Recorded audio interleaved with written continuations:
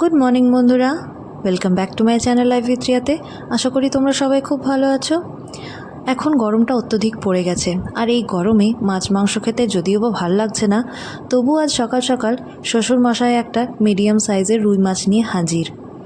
তো এবার ভাবলাম, এত গরমে কালিয়া বা কোনো গ্রেভি জাতীয় জিনিস তো খেতে ভালো লাগছে না, তো কি করা যাক। তো আজকে আমি আলু পটল দিয়ে একটা সিম্পল ঝোল রান্না করব। আশা করি তোমাদের সবারও এই মাছের ঝোলটাকে খুব ভালো লাগবে। গরমের দিনে এরকম পাতলা ঝোল ভাত দিয়ে খেতে খুব ভালো লাগে। তো এখন আমি মাছগুলোকে ভালো করে ধুয়ে নিয়েছি। ধোবার পর এই মাছগুলোতে বেশ ভালো করে নুন আর সামান্য পরিমাণ হলুদ মাখিয়ে নিচ্ছি। অন্যদিকে আমি কড়াইয়ে তেল চাপিয়েছি গরম হওয়ার জন্য। তেল গরম হয়ে আসলেই আমি এই মাছগুলোকে এক এক করে ছেড়ে দেবো। মাছগুলোকে অনেকক্ষণ ধরে বেশ লাল লাল খরা খরাভাবে ভেজে নিতে হবে। তো আমার প্রায় সব মাছ ভাজা কমপ্লিট হয়ে গেছে, এই দুটো মাছই ভাজা বাকি ছিল। তো এগুলোও এখন প্রায় হয়ে এসছে। এখন আমি এগুলো তুলে নেব। তুলে নিয়ে আমি এক সাইডে রেখে দেব। মাছ ভাজা হয়ে গেছে। এখন এবারে এরকমভাবে কেটে রাখা আলুগুলোকে আমি এই তেলের মধ্যে ছেড়ে দিচ্ছি। এই আলুগুলোর মধ্যে সামান্য নুন আর হলুদ দিয়ে নিয়ে এই আলুগুলোকে ভালো করে আমি লাল লাল করে ভেজে নেব।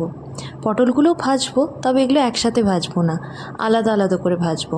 তাই আগে আমি আলুটাকেই ভেজে নিচ্ছি। এখানে আমি আলুগুলোকে লম্বা লম্বাভাবে কেটেছি, পটলগুলোকেও লম্বা লম্বা করেই কেটে নিয়েছি।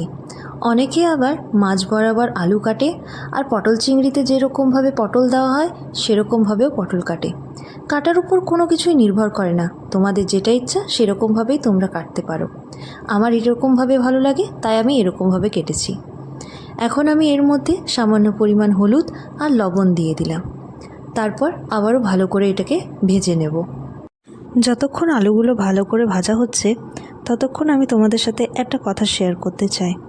তোমরা সবাই ভাবছো যে আমি তো ডেলি ব্লগ করতাম, সকাল থেকে রাত পর্যন্ত যা যা হতো সেটাই দেখাতাম, তবে আমি এরকমভাবে এখন শুধু রান্নার রেসিপিগুলোই কেন দিচ্ছি। বলছি কি হয়েছে। আগের রবিবারে আমি নিজের সারাদিনের ব্লগটা বানালাম, বানিয়ে নিয়ে এডিট করে নিয়ে যেই পোস্ট করতে যাব, সঙ্গে সঙ্গে দেখি যে ইউটিউব থেকে আমার প্রত্যেকটা ভিডিওই রিমুভ হয়ে যাচ্ছে। আমি যেহেতু নতুন ইউটিউবার, তার জন্য সেই জিনিসটা আর বুঝতে পারলাম না। ভাবলাম কোনো কারণে হয়তো আমার ভিডিওটাকে রিমুভ করা হয়েছে। যাই হোক, পরের দিন আবার ভিডিও বানালাম, ভিডিও বানিয়ে আবার তোমাদের সাথে শেয়ার করব ভাবলাম। আপলোড করতে না করতেই কিছুক্ষণের মধ্যে আবার ভিডিওটা রিমুভ হয়ে যায়। তারপরে হঠাৎ করে আমার কাছে একটা মেল আসে। মেলে লেখা ছিল যে আমার কোনো ভায়োলেশনের কারণে আমার প্রত্যেকটা ভিডিওই ডিলিট করে দেওয়া হচ্ছে। তারপরে আবার মঙ্গলবারে আমি সব কিছু বাচ্চাটারই দিতাম, তো বাচ্চাটার সমস্ত রকম ভিডিও বাদ দিয়ে নিয়ে আমি আবার ভিডিও দিতে শুরু করলাম।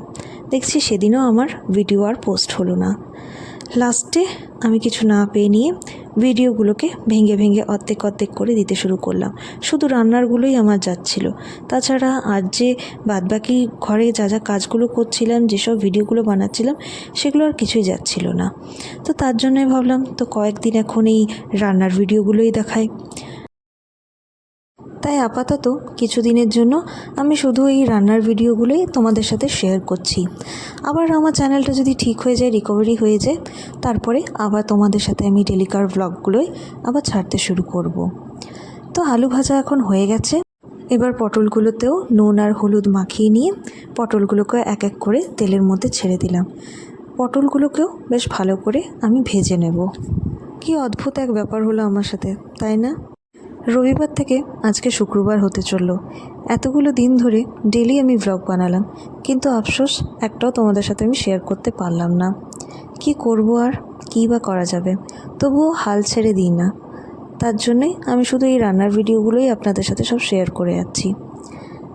তোমরা যারা নতুন ব্লগার, বা তোমাদের যদি কারোর সাথে এরকম একটা সমস্যা এসে পড়েছে, আর যদি তোমরা কিছু সলিউশন জানো, তো প্লিজ আমাকে জানিও।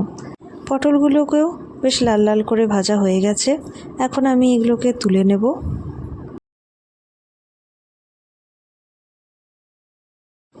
পটল, আলু, মাছ এই তিনটেই ভাজা কমপ্লিট হয়ে গেছে। এখন আমি কড়াইয়ে আরও 2 দশন মতো তেল দিয়ে দেব।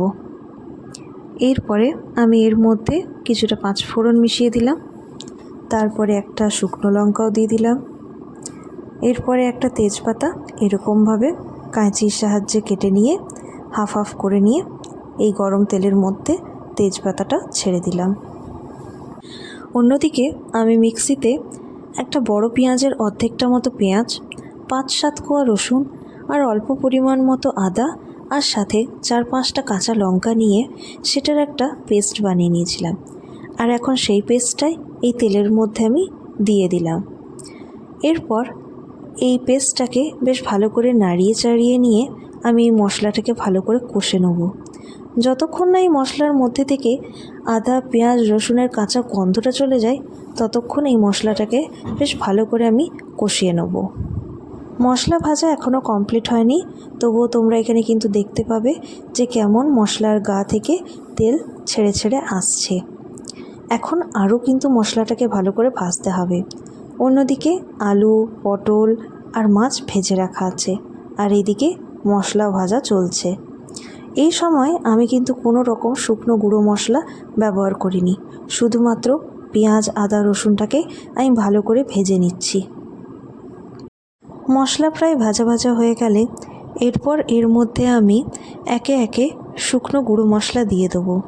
তো এখন আমি এর মধ্যে 1 চামচ মতো লবণ দিলাম, এরপর 2 ছোটো চামচ মতো ধনে গুঁড়ো ও জিরে গুঁড়ো দিয়ে দিলাম, এরপর সামান্য পরিমাণ হলুদ, সাথে 1 চামচ মতো চিনিও দিয়ে দিলাম। যেহেতু আমি এখানে কাঁচা লঙ্কার ব্যবহার করেছি, তাই ঝোলে সামান্য পরিমাণ রং আনার জন্য এখানে আমি কিছুটা কাশ্মীরি লঙ্কা গুঁড়ো ব্যবহার করেছি। এখন আমি এর মধ্যে জল দিয়ে এই মশলাটাকে আবারও বেশ ভালো করে কষিয়ে নেব। অল্প পরিমাণ জল দিয়ে মশলাটাকে বেশ ভালো করে আমি এখানে ভেজে নেব। যতক্ষণ না মশলার গা থেকে তেল ভালো করে ছেড়ে যাচ্ছে ততক্ষণ পর্যন্ত এবার মশলাটাকে আমি ভালো করে কষে নিয়ে ভেজে নেব।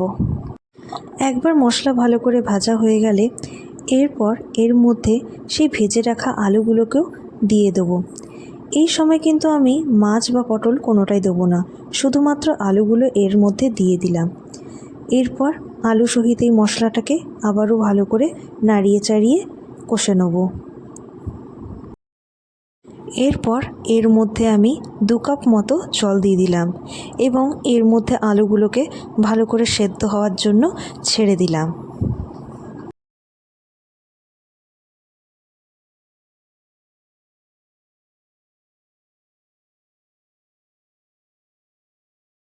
ঝোল সহিত আলু এখন ফুটে উঠেছে। এরপর দেখে নেব যে আলুগুলো ভালো করে সেদ্ধ হয়েছে কিনা। একবার আলুগুলো ভালো করে সেদ্ধ হয়ে গেলে এরপর এর মধ্যে ভেজে রাখা মাছ ও পটলগুলো আমি এই ঝোলের মধ্যে এক এক করে দিয়ে দেব।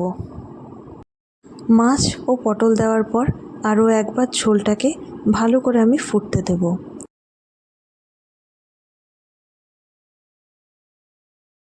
মাছ সহিত ঝোল ফুটে উঠলে আমাদের আলু পটল দিয়ে মাছের পাতলা ঝোল একদম রেডি। আশা করি এই গরমকালে তোমাদেরও এই পাতলা ঝোল খেতে খুব ভালো লেগে থাকবে। আমার আজকের রান্নাটা যদি ভালো লেগে থাকে তো প্লিজ আমার চ্যানেলটিকে লাইক, শেয়ার আর সাবস্ক্রাইব করে দিও।